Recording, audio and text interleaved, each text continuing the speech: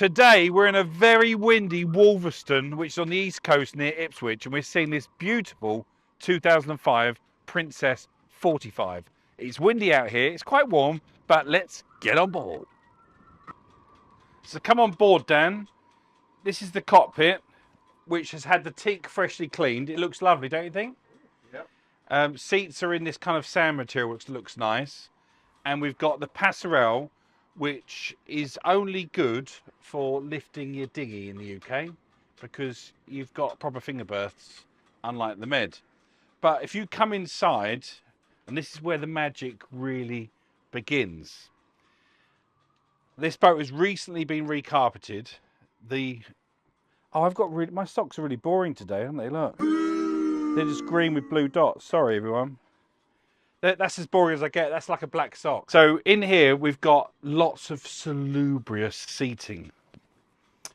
And as you can tell, there's plenty of room.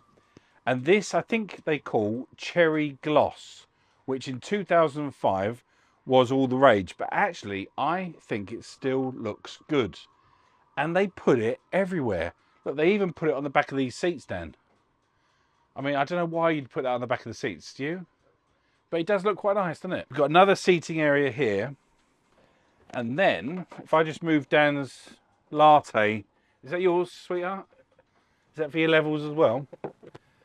We've got our little drone here, but TVs were a bit vulgar on Princesses, so they hid it in here at the time, and you kind of slide it out. Now, I think my phone screen's nearly as big as that, Dan. It's yours. So if you're a TV lover, this boat's not for you. But if you like getting away from it, then I would say this one is perfect for you. We've got a little JVC music control system. I used to have one of those in my... No, look at it properly, Dan. You didn't look at it properly. I used to have one of those in my XR3i. Did you? Yeah. And then here it's got heating and reverse cycle air conditioning. Now, I've never seen an SMX IR controller, have you? Look. But it looks very, very nice, and apparently it works very well. And then, I promise I'm not going to open all the cupboards. Up here, we have the little glasses, which are... Where are they made? Not China. Not China. They've got no name. So they could be made anywhere. But the feeling you get in here is of luxury. It feels cozy and comfortable. So let's show you the galley. So into the galley, which is two little steps down, and you've got this little wooden floor area. And it's actually quite nice because I can see all the seats here. So if you've got guests on board, you can chat to them while preparing food. You've got double sinks here, Dan. Can you see those? Double sinks. We've got an electric hob because this boat's got a generator, which actually was new in 2023. It's a sail diesel generator. You've got a microwave here, made by Daewoo. Have you heard of them? I thought they made diggers. I've seen Daewoo diggers. And again, there's acres and acres of cherry wood. Oh, cream of chicken. Would you have that one? You a chicken soup fan? And Heinz baked beans, of course. Baked beans, yeah. And pickled onions. I mean, my wife Sarah loves pickled onions, but I'm not so keen. No. What about you? Not a fan. Anyway, lots and lots of cherry wood. And this, if you wonder what that is, Dan, that's the extractor. So the steam goes up here, a bit of it lands there, most of it goes over there. And it kind of catches it like that. Right, lower helm. This boat is 2005, but it's got 2025 electronics. Now, the owner has told me that these new... You see it, pinch and zooms down? Look, you got all the latest... Oh, you can see where we are. Look, we're on the East Coast. Look, there's England. Let's zoom out. Oh, yeah. Anyway, you can see we're on the East Coast. It's had £20,000 worth of electronics. So new plotters up and down, new transponders, new autopilot. Everything is brand new electronics wise, which is a really big plus. It's also got bow and stern thrusters. So that helps people like me who can't drive, and like you. Yeah? You use a stern thruster. I've seen you press the stern thruster. The stern thruster gets you out of tricky situations. Now, also, you've got this kind of forklift knob. See that? And I've noticed they've got that upstairs as well. So you can move the helm around really, really quickly. Good visibility. You can see there, that's the, what river are we on? The Orwell. And we've also got, I'll go into more detail with the engines, but we've got the TAM D75s with EDC. Now, this was the first year that Volvo brought out the EDC like this. So before that, it was cable. This is fly-by-wire down. Do you know that? Mm-hmm. I did. You did you? Yeah. Yeah. And we've got a manual shout window. Well, I don't blow your hat off. So, yeah, well, it's not my hat, actually. It's the owner's. The more reason not to lose it, actually. I'll get told off if I lose the hat. Right. We've got a Brum 425 alongside. I'm not old enough for one of those yet, are you? Not yet. Oi, get the fenders in! That's beautiful. I get my whole head through and I can shout fore and aft, no bother at all. So that is a pass. And do you know what I like, Dan? Go on. There's another one that side. It'd be rude not to see you do that one as well. I think, well, come on in. Well, everyone will want to see you do it. Oh, let's try it. Show 'em how easy it is. Sorry, it is. Well, I think I'm going to, oh, school, it's quite high. Oh, it's got a lock. I think we'll give up on that one, Dan. But let's show you the accommodation. Okay, Dan, if you come down to the accommodation, and in here we have the master cabin. Don't get on his bed. I'm not going to get on his bed, but it smells nice because the new carpet. It doesn't smell musty, does it? No. It smells good. Obviously, the curtains are a little bit old-fashioned because nowadays we'd put blinds, wouldn't we? Yep. We'd have trendy blinds, but it all looks really good.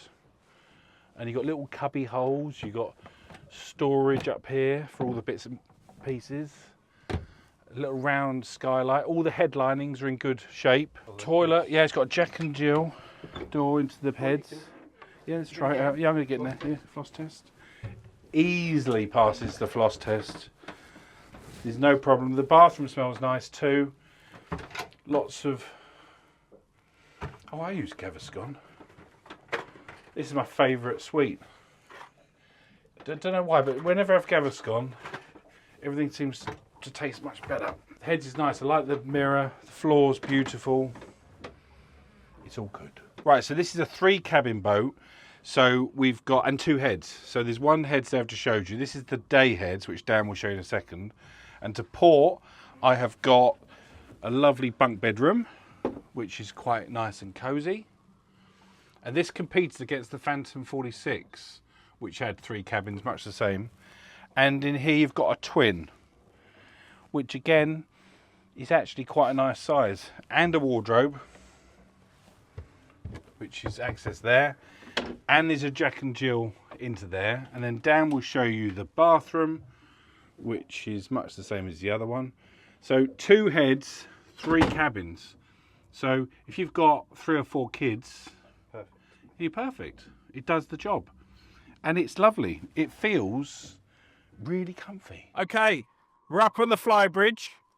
It's very windy, but it's a good size. You've got this big area here, which is lovely. You've got a nice cooler here for your champagne and what have you. A little ditty table. I think if I had it, I'd make that teak, wouldn't you, Dan? Yep, I prefer. That'd be nice. Dan will show you all the new electronics. We've got the new Raymarine and the new depths and the autopilot. We've got the little forklift controller, bow and stern thrusters. And as Dan will show you over the front windscreen, we've got a good view out of the River Orwell and a little sun pad which will just get 2 of you on it. All in all, it's very, very nice and windy. So this has got a Volvo TAM D75 EDCs, which are 480 horsepower, shaft drive. We love shaft drive. These older boats have a lower freeboard, which gives you a better sea keeping, but the downside is the engine room's small. So Dan's just going to hang the camera in there a second and just show you how small the engine room is. And it's all in good shape and it's clean and tidy. And then in one lovely movement, I'll also show you the lazarette down, which is under here. And you can see the new generator, which is 2023. I think that was the same time as the stern thruster was done. This boat is in really good order. The owners have not cut back on anything. Whatever is required, they've done it. And that's why it's a good boat for you. Okay, so here's the bit you're all waiting for, which is all the pros, not the pros and cons, the costs. So section 1, buying the boat. We're currently asking 249,950 for the boat, pounds that is. Deposit, if you borrowed money, would be 30% they'd lend you. Sorry, 30% deposit, which would be 74,985. The finance advance, if you borrowed, would be 174,965, which gives you a payment per month of £1,775. And that's based on a straight line repayment at about 9.49% APR, which is the current rates in the market. So your finance per annum, if you borrowed the money, would be about £21,000. So section 2 is fuel. So doing our standard 20 knots, this boat will burn about 140 litres per hour for both engines. They're twin 480 horsepower Volvo diesels on shaft drive. Diesel fuel price is currently £1.55 a litre. That's April 2026. Cost per hour, therefore, is £217 per hour. But remember, you've done 20 nautical miles. You've moved your house down 20 nautical miles, yeah?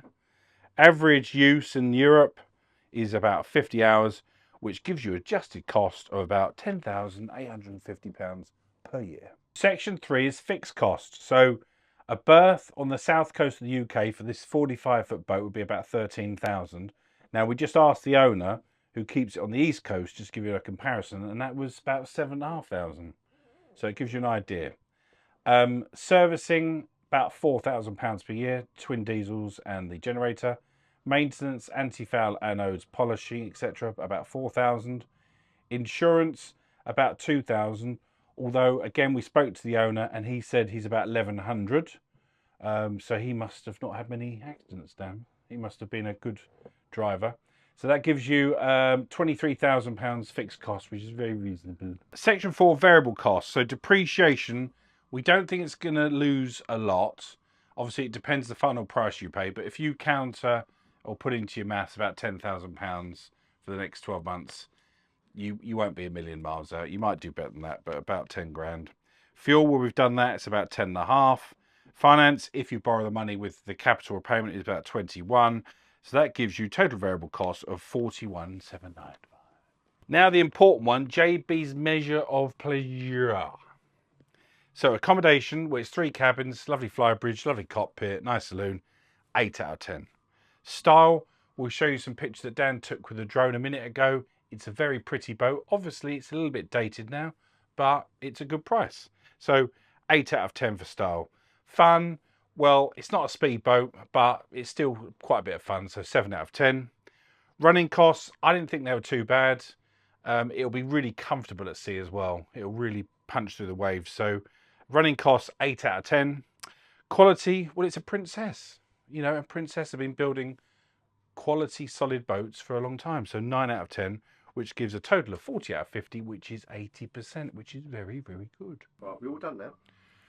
Yep, I think we're all done. What's in that? I saw that. Have a look. Do you think we should have a little look? Oh, quick, no one's looking. Little treasure chest. Ooh. Oh. Oh, it's bust. I've bust it. It's got screws. More screws. An empty light bulb pack. And basically it's a man drawer.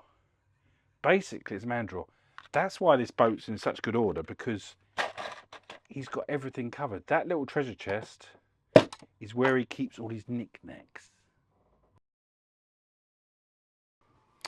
And then if we swap round, Dan, oh, he fell over. Oh, I'm not drunk, I promise.